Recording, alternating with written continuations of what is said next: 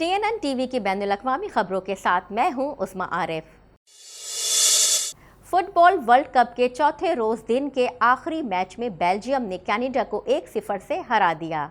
दीगर अहवाल जानते हैं इस रिपोर्ट में।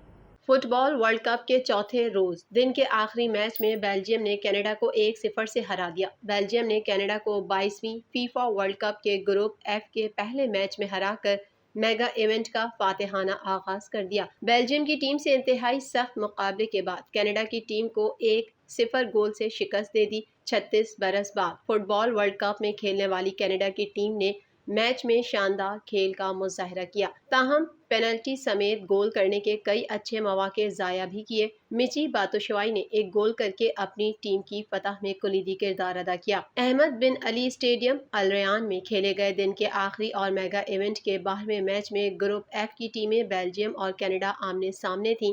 मैच में कनाडा के खिलाड़ियों की पासिंग और डॉजिंग शानदार रही, मगर फिनिशिंग नाकिस थी। कैनेडियन टीम ने मैच में गोल करने की भरपूर कोशिश की, लेकिन वो इसमें कामयाब ना हो सकी। कनाडा के खिलाड़ी रिची लारिया को मैच का बेहतरीन खिलाड़ी करार दिया गया। मैच में कनाडा ने पेनल्टी समेत गोल करने के कई यकीनी मौके जाया किए। बेल्जियम का वाहिद गोल 44वें मिनट में बिटशवाई ने बनाया। दूसरे हाफ में दोनों टीमें कोशिश के बावजूद गोल ना कर सकी और मैच 1-0 से बेल्जियम की जीत पर खत्म हुआ। बैंक ऑफ कनाडा के गवर्नर टिफ मैकलम का कहना है कि हुकूमतों को कैनेडियन शहरियों को महंगाई में रिलीफ फराहम करने के ख्वाहा ऐसे इक़दामात का इंतखाब करना चाहिए जो अच्छी तरह से मजबूत और आर्जी हों।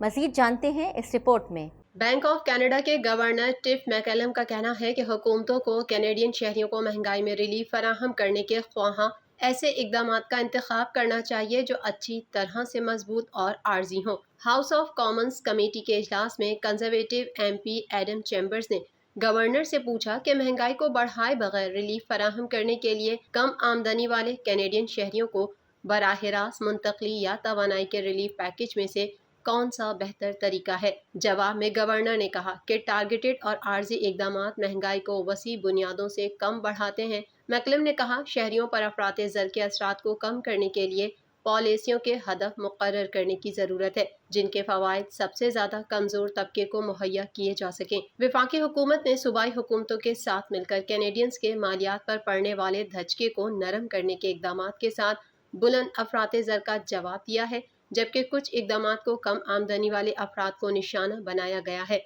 दीगर वसीउल बुनियाद हैं। सूबों ने भी रिलीफ पहुँचाया है। बहुत से लोगों ने ज़्यादा वसी पैमाने पर चेक भेजने का इंतखाब किया है। मैकलम ने कहा कि वो इस बात से आगाह हैं कि बैंक के इक़दामात का कनाडा के बाशिंदों पर असर पड़ रहा है, लेकिन अगर वो अफराते ज़र को कम करने के लिए शरह सूद में इजाफा नहीं करते हैं तो उसके नताइज बहुत ख़राब होंगे।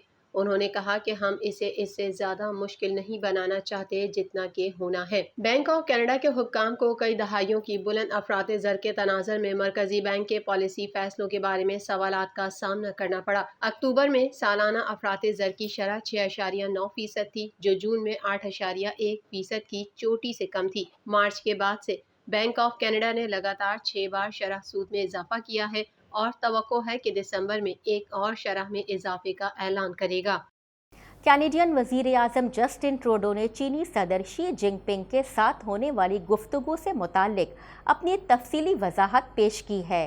तफसीलात जानने के लिए देखते हैं ये रिपोर्ट। कैनेडियन वज़ीर आज़म जस्टिन ट्रूडो ने चीनी सदर शी जिनपिंग के साथ होने वाली गुफ्तगू से मुताल्लिक अपनी तफसीली वजाहत पेश की है। इंडोनेशिया में हालिया G20 सरबराही इजलास में वज़ीर आज़म के दफ्तर ने नामा निगारों को बताया कि ट्रूडो ने कनाडा में चीनी मदाखलत के बारे में शी के साथ शदीद तहफ़्फ़ुज़ात का इजहार किया, लेकिन कोई वजाहत पेश नहीं की। दोनों रहनुमाओं के दरमियान एक गैर मनसूबाबंद तबादले में मालूमात मीडिया पर शेयर करने पर शी ने ट्रूडो से नाराज़गी का इजहार किया। शी ने एक मुतरजम के जरिए कहा, हम जिस चीज़ पर बात करते हैं वो कागज़ पर लीक हो गई है, ये मुनासिब नहीं है। हाउस ऑफ कॉमन्स में वक्फा सवालात के दौरान कंजर्वेटिव लीडर पियर पॉलिवर ने पूछा, जब वजीर आज़म ने चीनी सदर के साथ मदाखलत के बारे में अपने संगीन खदशात का इजहार किया तो वो किस खास मदाखलत का जिक्र कर रहे थे। ट्रूडो ने इस मामले पर अभी तक का अपना सबसे भरपूर जवाब दिया। उन्होंने कहा, हम कई सालों से जानते हैं कि चीनी हुकूमत के नुमाइंदों की कैनेडियन कम्युनिटीज़ में मकामी मीडिया के साथ गैर कानूनी चीनी पुलिस स्टेशंस की इत्तलात के साथ مسلسل مصروفیات ہیں۔ ٹروڈو کا کہنا تھا کہ یہ وہ سب چیزیں ہیں جن کے بارے میں ہمیں تشویش لاحق رہتی ہے، جس پر ہمارے اہلکار متحرک رہتے ہیں، اور ہم کینیڈا کے شہریوں کو محفوظ رکھنے کے لیے چوکس رہیں گے۔ RCMP نے اس ماہ کے شروع میں کہا تھا کہ وہ کینیڈا میں ایسے پولیس اسٹیشن سے متعلق مجرمانہ سرگرمیوں کی رپورٹس کی تحقیقات کر رہا ہے، جب انسانی حقوق کے ایک گروپ نے رپورٹ کیا کہ چین ایسے 50 سے زائد مقامات پر کام کر رہا ہے جن میں گریٹر ٹورنٹو ایریا میں 3 شامل ہیں۔ پالیور نے یہ بھی پوچھا کہ کیا وزیر اعظم کو کبھی مداخلت کے بارے میں بریفنگ دی گئی تھی، اور ٹروڈو نے جواب دیا کہ انہیں انٹیلیجنس حکام اور سیکیورٹی ماہرین کی طرف سے کینیڈا کو لاحق خطرات کے بارے میں باقاعدگی سے بریفنگ دی جاتی ہے، چاہے یہ سائبر دھمکیاں ہوں، چاہے یہ کینیڈین ڈاسپورا کمیونٹیز کے ساتھ مداخلت ہو، چاہے یہ آن لائن غلط معلومات یا غلط معلومات کا استعمال ہو۔ روس کے یوکرین میں میزائل حملوں میں 13 افراد ہلاک ہو گئے۔ کیف کی فوجی انتظامیہ کا کہنا ہے کہ روسی حملوں میں شہر کی اہم تنصیبات اور 2 منزلہ عمارت کو نشانہ بنایا گیا۔ مزید جانتے ہیں اس رپورٹ میں۔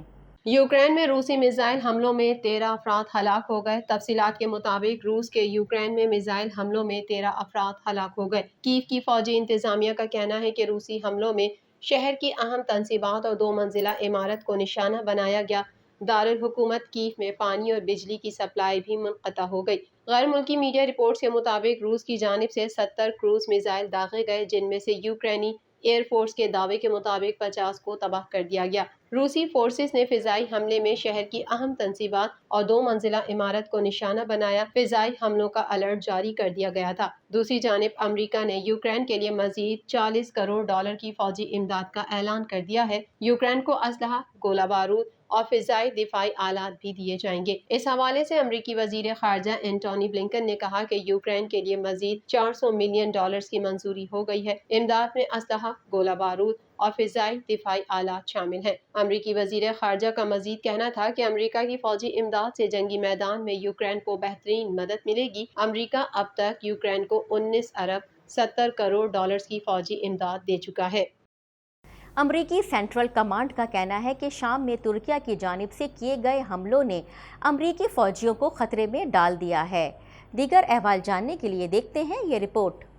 امریکی سینٹرل کمانڈ کا کہنا ہے کہ شام میں ترکیہ کی جانب سے کیے گئے حملوں نے امریکی فوجیوں کو خطرے میں ڈال دیا ہے۔ جاری کیے گئے بیان میں امریکی سینٹرل کمانڈ کی جانب سے یہ بات کہی گئی ہے۔ امریکی سینٹرل کمانڈ کا مزید کہنا ہے کہ شام میں امریکی فوجیوں اور حکام کو اب بھی خطرات ہیں۔ امریکہ کی سینٹرل کمانڈ کی جانب سے یہ بھی کہا گیا ہے کہ ترکیہ کے ڈرون حملوں میں کوئی امریکی اہلکار زخمی نہیں ہوا۔ دوسری جانب پینٹاگون کے پریس سیکریٹری نے کہا ہے کہ ترکیہ کے فضائی حملے امریکی فوجیوں کی سلامتی کے لیے براہ راست خطرہ ہیں۔ جاری کیے گئے بیان میں انہوں نے کہا ہے کہ امریکہ داعش کو شکست دینے کے لیے شام میں کارروائیاں کر رہا ہے۔ پریس سیکریٹری پینٹاگون نے مطالبہ کیا ہے کہ ترکیہ اور شام کی سرحد پر فوری کشیدگی کم کی جائے۔ پینٹاگون کے پریس سیکریٹری کا یہ بھی کہنا ہے کہ شہری آبادی کو نشانہ بنانے سے متعلق رپورٹ پر تشویش ہے۔